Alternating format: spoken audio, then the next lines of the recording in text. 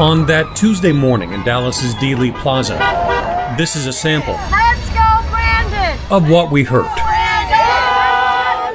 And I know a lot of why I'm here was ordained by the Lord. What we saw. I should think that the police would come and block off the street or something too, you know? Save your president! I'm here to support God-fearing patriots in the movement. A movement that on that morning. We need music or something. What are you expecting? What am I expecting? Well, we'll let them tell you. There was an event that was said to possibly happen here today. Word on the street is that JFK Jr.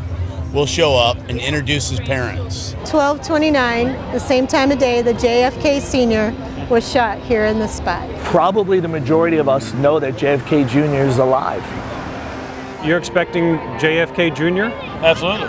Okay, how's that going to happen? He never died. Are we going to see him today? JFK Jr.? Yeah, that's what everyone's telling me. We're hoping. You hope and pray. And then after that? He'll probably be the vice president with Trump. I hope I'm right. I believe I'm right. And I believe today is going to be biblical. Well, it wasn't biblical. JFK Jr., who died in a plane crash in 1999, did not show up. Biblical. That's fascinating. Fascinating to a professor who studies this stuff. But Donald Trump always holds his cards to the last minute. This is really common in apocalyptic religions, that the end never quite happens, but it's always around the corner. We are Q. Dr. Michael Phillips is an author and a professor of American history at Collin College. 1229, what would be the mirror of 1229? And in this peaceful gathering where JFK Jr. did not make an appearance, he sees more than just political theater. He sees potential trouble. It's a merger of far right-wing politics with apocalyptic religious beliefs. Strong religious component. Dr. Kimmy King is an attorney and professor of political science at UNT Denton. Some people will call it cult. Some people will call it a family.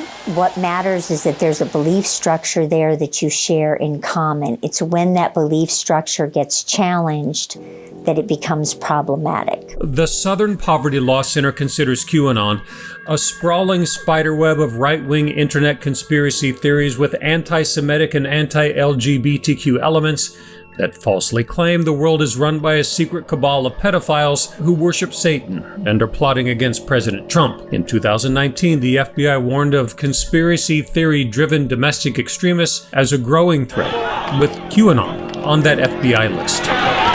And QAnon converts were a visible part of the attack on the Capitol on January 6th, and among the hundreds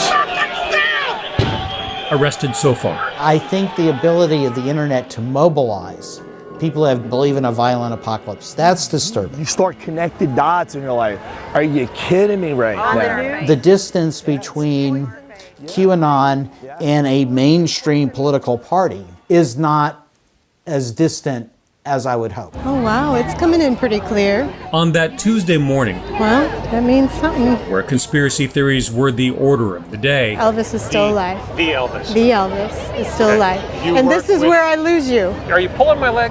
You Nope. believe all this stuff? You really do? Listen, first of all, I believe in God. I'm not some wacko person. I believe in this 100%. There was one real truth several of these people agreed to talk about. But you gotta understand that most of the world is gonna think that's just crazy. That's why half my family won't talk to me anymore. They won't. And my girlfriend thinks I've lost my mind. That is actually a very common phenomena too. Entire online communities like this one on Reddit are dedicated to that. Families that conspiracy theories like these have torn apart. We've lost families, we've lost marriages have been destroyed, people have lost jobs, their livelihoods, because of something they believe in. And these are people who feel powerless and alone. There is this need to feel like you belong and that on some level you are right. The Q community itself gives them a new sense of family. Michael, how are you?